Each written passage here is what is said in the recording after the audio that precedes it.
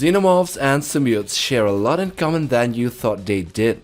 They are alien species not native to Earth, and they are monstrous, hard to kill creatures that have an insatiable need to kill. So the question now is if the Clintar symbiotes, the ones like Venom, can defeat and kill a Xenomorph. Now let's dive in more into this by looking at every aspect of both these monsters and decide which ones are more powerful. Okay, let's start with origins. Firstly, the Clintar, also known as the symbiotes, are a species of inorganic amorphous symbiotic extraterrestrials created by the primordial entity called Null. Null amassed a large army and established himself as the hive mind, utilizing them to conquer many worlds and destroy entire civilizations over billions of years. Well, on the other hand, there are two origin stories for the Xenomorphs. The most dominant theory is that the space engineers made them as the perfect bioweapon. Another is that the Xenomorphs were created and perfected by an android named David, as seen in the movie Alien Covenant, but they have always been designed to wipe out life and are the perfect bioweapons. So what's the biology difference between these two creatures?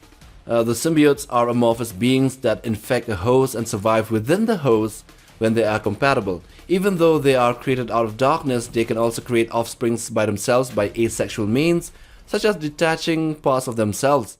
And also they also come out from eggs, as in the case of Venom. The Xenomorphs, however, have a very different biology as compared to the Clintar.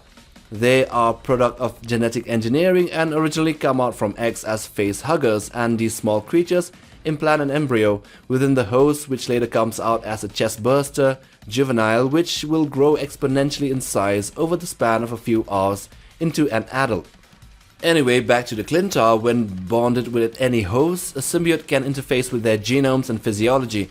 The host would be covered with the amorphous form of the symbiote and display increased strength, durability, and ability to create weapons out of their own body. The Xenomorphs, however, aren't part of their host, but they develop within their host, and the adult specimen will differ depending upon the type of species they grow inside it, interfacing with the genes and coming out as a sort of a hybrid creature. So what are the powers of these two aliens? The Xenomorph have remarkable physical strength and agility once completely matured. They are masters of stealth. They have been found to be capable of withstanding extreme physical damage that would kill any form of life. They can survive limb amputations, stabbings, and even headshots. They are swift and agile climbers who can scale any surface. They can survive in every environment, any temperature, and even in the vacuum of space. Their teeth and secondary mouth, as well as their spear-tipped tails, are their lethal weapons. Their acidic blood is the most hazardous characteristic or part of them, as it can burn through even metal. On the other hand, symbiotes seem to have some latent psychic abilities, allowing them to respond to the thoughts of their hosts and also of each other. All symbiotes have the ability to form tendril-like limbs. Venom has used this to great effect by forming tendrils and shields from his constituent matter.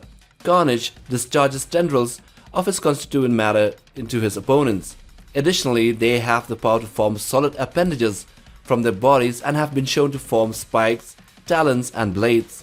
They can survive the harshness of space and most atmospheres. The Life Foundation symbiotes have also been seen and shown to form a very powerful acid from their constituent matter, and also they are bulletproof.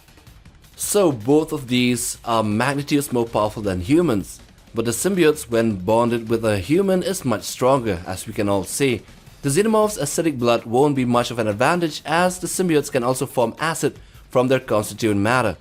Although both are very durable, we have seen Xenomorphs being decapitated and killed by gunshots and blades, but nowhere has a symbiote been seen killed by such things. To put this in simple terms, the Xenomorph has no specific weaponry for these creatures, and they can't even use fire against them.